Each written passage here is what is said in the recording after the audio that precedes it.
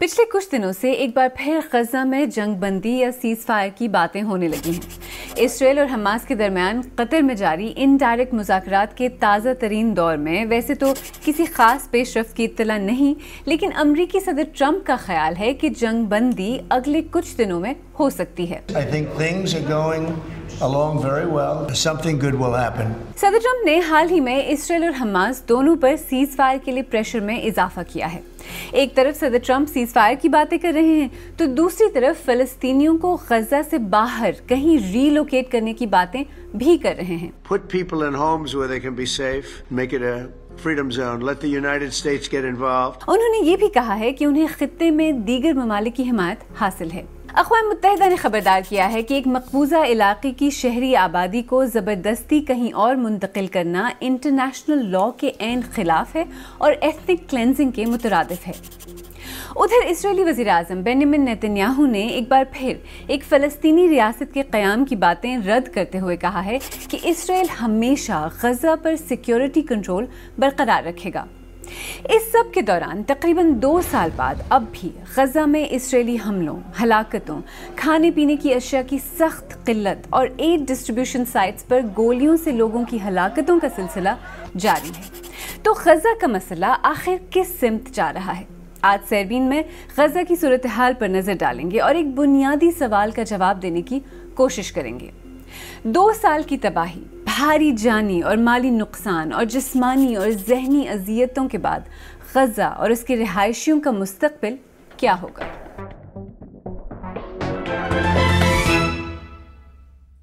पिछले तकरीबन 2 साल से गजा से आने वाली हमलों, तबाही और मौत की तस्वीर और वीडियोस हम सब देख ही रहे हैं। 7 अक्टूबर को हमास ने इसराइल पर हमला किया, जिसके बाद से अब तक गजा पर इसराइली कार्रवाई और हमलों में मकामी हुक्काम के मुताबिक कम से कम 57,500 फ़लस्तीनी मारे जा चुके हैं और इससे भी बड़ी तादाद ज़ख्मी है। इस दौरान अपनी जान बचाने के लिए गजा की आबादी कई बार नकल मकानी पर मजबूर हुई है। 90% से ज़्यादा घर तबाह किए जा चुके हैं। सेहत, पानी, सैनिटेशन और हाइजीन के निज़ाम तबाह किए जा चुके हैं।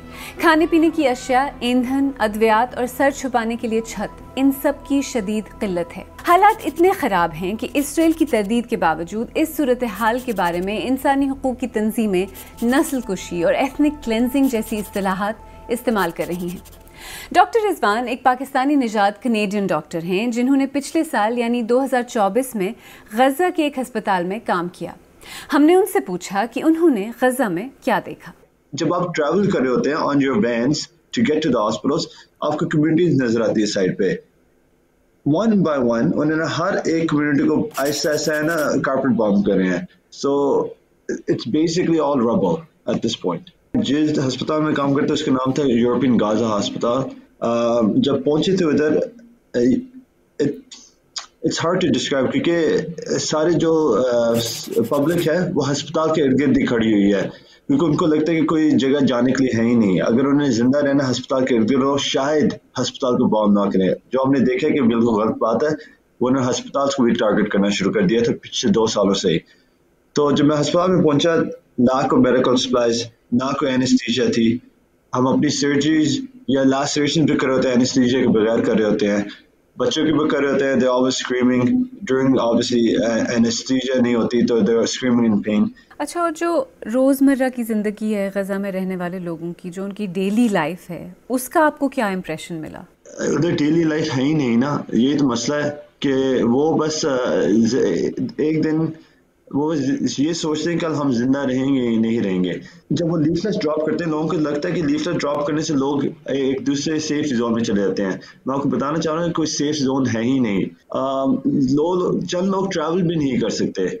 ओल्डर फोक जो 85 या उससे अबव होते हैं, इवन क्लोजर टू 60 के एज रेंज में, जिनको आर्थराइटिस है, ये ट्रैवल करके थक गए हैं। तो जब सेफ जोन में जाना भी होता है, अब वो कह रहे हैं कि हम नहीं हिल सकते, हम इधर ही रहेंगे। फिर साथ में उनके बेटे, उनके नेफ्यूज, नीसेस, ग्रैंडसन्स, वो भी उनके साथ ही रहते हैं कि अगर मरेंगे इकट्ठे मरेंगे। एक बार फिर सीज फायर की बात तो हो रही है, लेकिन एक सीज फायर पहले भी हो चुका है।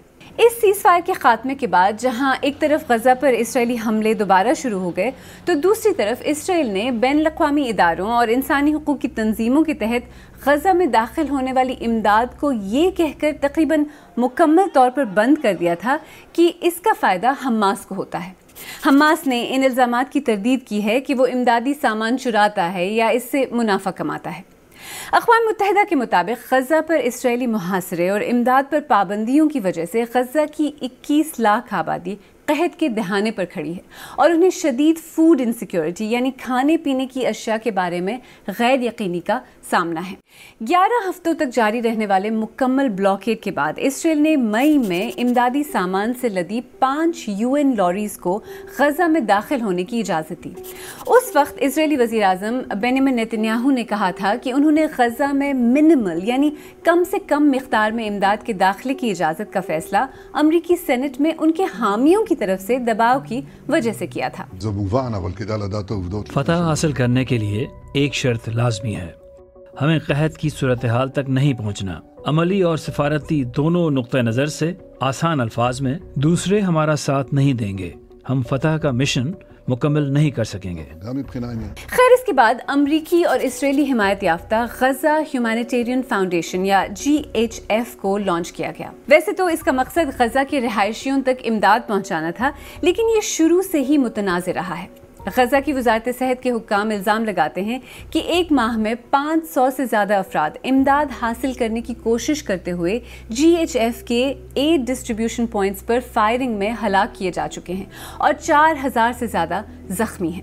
GHF نے کہا ہے کہ یہ دعوے جھوٹے ہیں اور ان کی کسی بھی سائٹ پر کبھی بھی شہریوں پر فائرنگ نہیں ہوئی۔ اقوام متحدہ نے کہا ہے کہ عام شہریوں کے لیے خوراک کو ویپنائز کرنا یعنی اسے ایک ہتھیار بنانا ایک وار کرائم یعنی جنگی جرم ہے۔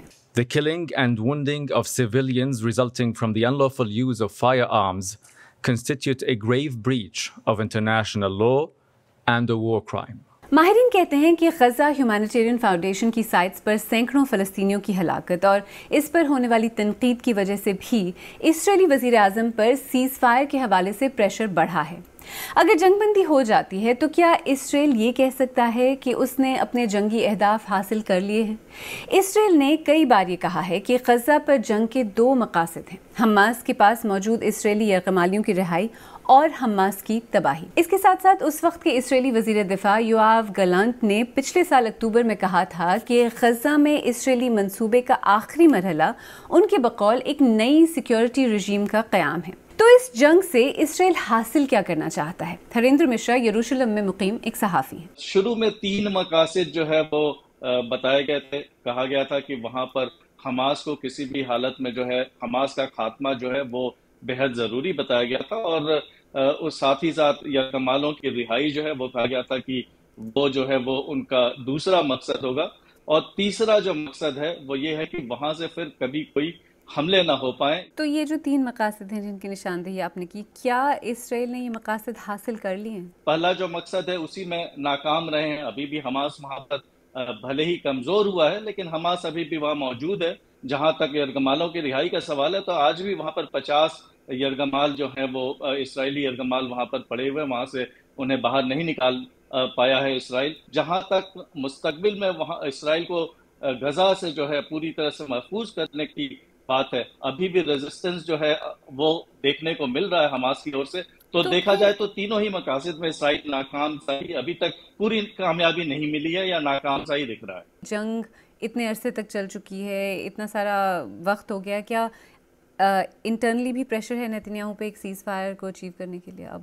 جی بالکل، یہاں پر کافی دباؤ ہمیشہ ہی بنا رہا ہے، یہاں پر مذمت ہوتی رہی ہے حکومت کی بھی اور وزیر اعظم بنیامین نیتنیاہو کی بھی۔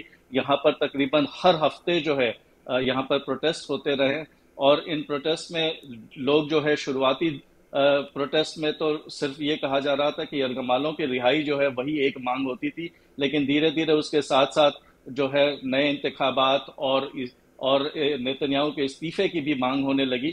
لیکن اس کے باوجود ابھی ایک تھوڑا جو ایران کو لے کر کے اسرائیل میں کامیابی کا ایک احساس سا ہے، اس کو لے کر کے مانا یہ جا رہا ہے کہ نیتنیاہو کافی اپنے آپ کو کمفرٹیبل محسوس کر رہے ہیں، ان کی مقبولیت کافی بڑی ہے. اور اگر اس بار سیز فائر ہو جاتا ہے تو کیا آپ کو لگتا ہے کہ وہ ایک سسٹینیبل سیز فائر ہوگا؟ کیا اسرائیل ایکچولی سیز فائر پر قائم رہے گا؟ اس دفعہ کس طرح کی انڈیکیشنز؟ یہاں پر وزیر خارجہ جو ہیں گیدون سار، ان کے طرف سے یہ بات کہی گئی ہے کہ اگر ابھی ٹیمپرری سیز فائر ہوتا ہے، اگر جنگ بندی ہوتی ہے، تو اس کے بعد 60 دنوں کے دوران اسرائیل کی کوشش ہوگی کہ اس کو پرماننٹ سیز فائر میں تبدیل کر دیا جائے. لیکن ساتھ ہی ساتھ جب تک ایسا نہیں ہوتا کہ وہاں پر جو ہے نظام نہ بدلے، وہاں پر حماس کا کنٹرول ختم نہ ہو، تب تک اسرائیل جو ہے پرماننٹ سیز فائر کے لیے تیار نہیں ہو. جہاں تک سیز فائر کی بات ہے تو پچھلے کئی ماہ سے بات ایک بنیادی اختلاف پر پھنسی ہوئی ہے. اسرائیل یرغمالیوں کی واپسی کے لیے ایک عارضی جنگ بندی پر راضی ہے، مگر جنگ کو ختم کرنے پر نہیں. دوسری طرف حماس جنگ کا حتمی خاتمہ اور غزہ سے اسرائیلی فوج کا مکمل انخلا چاہتا ہے. اس طرح کی اطلاعات ہیں کہ سیز فائر کے تازہ ترین پروپوزل میں حماس کو امریکہ کی طرف سے ایک پائیدار سیز فائر تک پہنچنے کے لیے مذاکرات کے بارے میں گارنٹیز دی گئی ہیں. تعمیر نو اور ریکنسٹرکشن کے علاوہ بھی سیز فائر کے بعد غزہ کی نئی شکل آخر کیا ہوگی؟ اس بارے میں فی الحال 2-3 مختلف منصوبے سامنے آئے ہیں. امریکی صدر ٹرمپ غزہ میں رہنے والے فلسطینی شہریوں کو ری لوکیٹ کرنے یعنی کسی دوسری جگہ منتقل کرنے کی بات کر چکے ہیں. وہ غزہ پر امریکی کنٹرول کی اور وہاں ایک انکلیو بنانے کی بات بھی کر چکے ہیں. حال ہی میں انہوں نے یہ بھی کہا ہے کہ انہیں خطے میں موجود اسرائیل کے ہمسایہ ممالک کی حمایت حاصل ہے. اگر امریکی صدر کے منصوبے کی تفصیلات ذرا غیر واضح ہیں تو اسرائیلی میڈیا رپورٹس کے مطابق اسرائیلی وزیر دفاع کے منصوبے میں ایسا کوئی مسئلہ نہیں. ان رپورٹس کے مطابق وزیر دفاع نے کہا ہے کہ انہوں نے فوج سے غزہ میں موجود تمام فلسطینیوں کو غزہ کی پٹی کے جنوب میں ایک کیمپ میں منتقل کرنے کی تیاری کرنے کی ہدایت دی ہے. اسرائیل کاتس نے صحافیوں سے بات کرتے ہوئے کہا ہے کہ وہ رفح کے مقام پر، جو کہ اسرائیلی بمباری سے مکمل طور پر تباہ ہو چکا ہے، ایک ہیومینیٹیرین شہر بنانا چاہتے ہیں جہاں ابتدائی طور پر 6 لاکھ فلسطینیوں کے رہنے کا انتظام ہوگا اور جہاں وقت کے ساتھ ساتھ غزہ کی پوری آبادی کو سیٹل کیا جائے گا. انہوں نے صحافیوں کو بتایا کہ لوگوں کی سیکیورٹی اسکریننگ کی جائے گی اور اس کے بعد انہیں اس شہر میں جگہ دی جائے گی تاکہ حماس کا کوئی رکن اندر نہ جا سکے، اور یہ بھی کہ وہاں رہنے والوں کو وہاں سے باہر نہیں آنے دیا جائے گا. ایک اسرائیلی ہیومن رائٹس لائر نے اس پلان کی مذمت کرتے ہوئے اسے انسانیت کے خلاف جرم کا منصوبہ قرار دیا ہے. اس سال مارچ میں عرب ممالک نے عرب لیگ کی ایک ہنگامی میٹنگ میں صدر ٹرمپ کے منصوبے کی جگہ غزہ کی ریکنسٹرکشن کے لیے مصر کے منصوبے کی حمایت کی. یہ $53 بلین کی لاگت کا منصوبہ ہے جو مرحلہ وار 5 سال تک چلے گا اور جس کے تحت غزہ کے شہری غزہ میں ہی رہیں گے. عرب ممالک نے فلسطینی آبادی کی منتقلی کے منصوبے کو بھی واضح طور پر مسترد کیا تھا. مصر نے غزہ کی تعمیر نو کے ساتھ ساتھ 2 اسٹیٹ سلوشن اور ایک فلسطینی ریاست کے قیام کے بارے میں پلان کی بات بھی کی تھی. اس منصوبے کی تائید پیلسٹینین اتھارٹی اور حماس نے بھی کی تھی، تاہم امریکہ اور اسرائیل نے کہا تھا کہ یہ غزہ کے زمینی حقائق کو ایڈریس نہیں کرتا. تو ان سارے منصوبوں میں کیا کوئی غزہ میں رہنے والوں کی، فلسطینیوں کی آوازیں بھی سن رہا ہے؟ وہ اپنا مستقبل کیسے دیکھتے ہیں؟ نہ ان کی آوازیں سنی جا رہی، نہ وہ فریق ہیں ان تمام منصوبوں میں. تو یعنی کہ کوئی خاص مجھے تو ایسا امکان نہیں نظر آتا کہ کوئی غزہ کے لوگ جو ہے نا ان کے زاویے سے کچھ بھی ہوگا یا ان کے یعنی کہ ضروریات. And frankly for me that would mean an end to the occupation as a starting point, اور وہ تو کہیں پہ بھی بات نہیں ہو رہی. آپ کو کیا لگتا ہے میجر ہنڈرنسز یا رکاوٹیں کیا ہیں جنگ بندی اچیو کرنے میں اس وقت؟ دیکھیں میجر ہنڈرنس تو یہ ہے کہ ایک ضمنی ریاست ہے جو کہ اپنی من مرضی مطلب وہ کرتے آ رہے ہیں. یہ صرف کوئی نتن یاہو کی حکومت کا سوال نہیں ہے. پھر اس کے جو سرپرست ہیں جس میں سیر فہرست تو خیر امریکہ ہے، لیکن تمام مغربی ممالک جو اپنے آپ کو انسانی حقوق اور جمہوریت کے بڑے چیمپئن گنواتے ہیں. باقی تو عرب ممالک بھی اس میں رکاوٹ ہیں، خلیج کی ریاستیں ہوں، وہ مصر ہو، وہ اردن ہو، یہ وہ تمام ملک ہیں جو کہ آج سے کئی دہائیاں پہلے تک تو شاید ایک مختلف موقف رکھتے تھے، لیکن ان کا بھی موقف بدل گیا ہے. تو ایک لمبی فہرست ہے، بندہ کس کو کہے. فلسطین کے خود کے بھی جو اپنے آپ کو نمائندے گنواتے ہیں، پیلسٹینین اتھارٹی، وہ بھی شاید کسی حد تک ان کو برابر کی تو میں ذمہ دار تو نہیں ٹھہرا سکتا، वो भी किसी हद तक एक रुकावट है। सीज फायर के बाद गजा के लिए प्लान जो भी हो, एक बड़ा सवाल ये भी है कि तकरीबन 2 साल की तबाही के बाद तामीर नौ होगी भी तो कैसे होगी। आफ्टर ऑल एक इलाका जिसे पूरी तरह से तबाह किया जा चुका है, जहाँ घर, अस्पताल, स्कूल, यूनिवर्सिटीज़, पानी बिजली का निज़ाम, सूएज सिस्टम कुछ भी नहीं बचा। अगर जंग रुक भी जाए तो इसे दोबारा रहने के काबिल बनाना कोई आसान काम नहीं।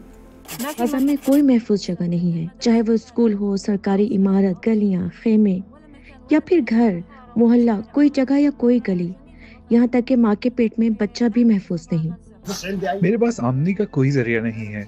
मुझे नहीं पता कि मैं अपने आप को और बच्चों को पहनाने के लिए कपड़े कहाँ से खरीदूं। जितना होता है हम मुरम्मत करके पहनने की कोशिश करते हैं।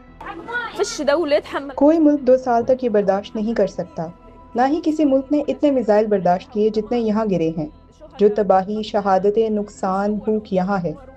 अगर आप जख्मी भी हों और अस्पताल जाएं तो इनके पास आपका इलाज करने का कोई तरीका नहीं। हमने अपना बचपन यहीं गुजारा है, हम यहाँ पैदा हुए थे, हमारी जिंदगियाँ, हमारे चले जाने वाले शोहदा, हमारे तबाह होने वाले घर सब यहाँ हैं। हम इस जमीन पर ही रहेंगे, चाहे ट्रम्प, नेतन्याहू या कोई भी हो, हम यहीं रहेंगे। इस साल फरवरी में जारी की जाने वाली वर्ल्ड बैंक की एक रिपोर्ट के मुताबिक गजा और गरब उर्दून की तामीर नौ में अगले 10 साल में तकरीबन 53.2 बिलियन डॉलर की लागत आएगी। इसमें सबसे ज़्यादा खर्चा रिहायशी इलाकों और घरों की तामीर पर होगा, जो कि तकरीबन 15.2 बिलियन डॉलर है, कुल रकम का तकरीबन 30%। इसी रिपोर्ट में ये भी कहा गया है कि तालीम और सेहत की सहूलियात को मुहैया करना अव्वलीन तरजीहात में शामिल होना चाहिए। इसके अलावा बिजली, पानी और टेलीकॉम सेक्टर्स को भी बहाल करना होगा। मलबा हटाने का काम करना होगा, जिसके दौरान इंसानी बाक़ियात का ख्याल रखना भी ज़रूरी होगा। नौकरियां, रोज़गार और खुराक की फराहमी भी ज़रूरी होगी। और ये तो वो सारी चीज़ें हैं जो हमें नज़र आती हैं। इस जंग के ज़हनी सेहत पर असरात शायद दिखाई न दें, लेकिन उन्हें एड्रेस करना भी निहायत ही अहम है। UN की रिपोर्ट के मुताबिक जंग के बाद गजा के रिहायशियों के लिए ट्रॉमा और साइकोलॉजिकल सपोर्ट की अशद ज़रूरत होगी, जिसके लिए सेहत, तालीम और सिक्योरिटी के शोबों के साथ मिलकर काम करना होगा। The first thing after ceasefire होना ये चाहिए कि न्यूट्रिशन, पानी सप्लाईज, बेबी फॉर्मूला होना चाहिए अंदर। उसके अलावा मेडिकल फैसिलिटीज को रिस्टोर करने की ज़रूरत है।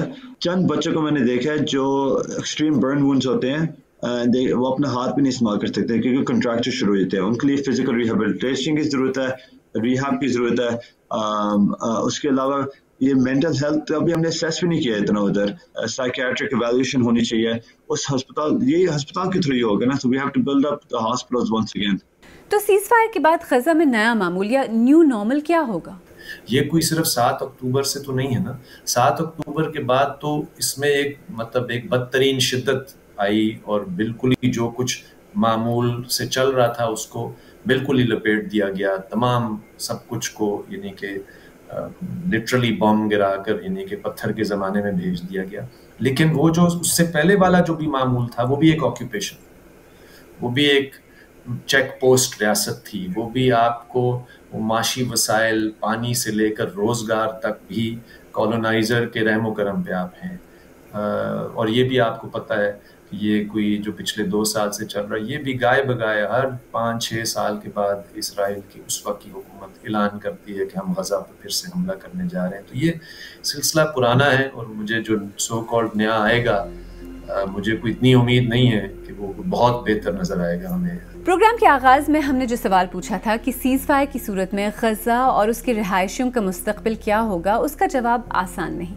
फ़िलहाल तो यही वाज़ेह नहीं कि गजा के रिहायशी गजा में अपनी ज़िंदगी दोबारा शुरू कर भी पाएंगे या नहीं। इसराइली हमलों और गजा की ऑलमोस्ट मुकम्मल तबाही के बावजूद न तो तमाम इसराइली यरगमाली बाजियाब कराए गए हैं और न ही इसराइल के हमास के हवाले से सिक्योरिटी कंसर्न्स ख़त्म हुए हैं। और जहाँ तक रिकन्स्ट्रक्शन या तामीर नौ का सवाल है, इसके लिए अरबों डॉलर और कई साल लग सकते हैं। लेकिन माहिरीन ये भी कहते हैं कि 1948 में फ़लस्तीनी ज़मीन पर इसराइल के क़याम के बाद से शायद पहली बार दुनिया को फ़लस्तीन के मसले और फ़लस्तीनियों की मुश्किलात का सही मानों में अंदाज़ा हो रहा है।